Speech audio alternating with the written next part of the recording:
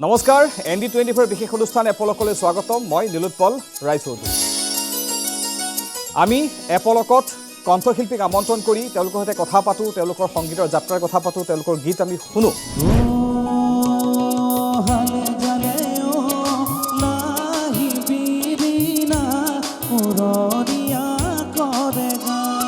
আপোনালোকৰ মাজত চিনাকি কৰি দিয়াৰ প্ৰয়াস কৰিছো তেওঁ হৈছে টংলাৰ গিৰীশ গৌতম দেখি বন্ধু দুৰ্ভোগিয়া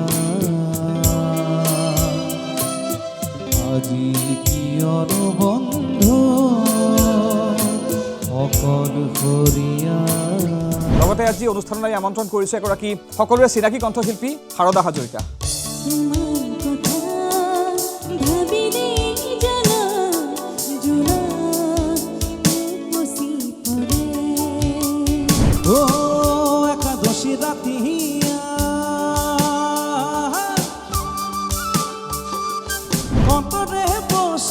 ধনী গতৰে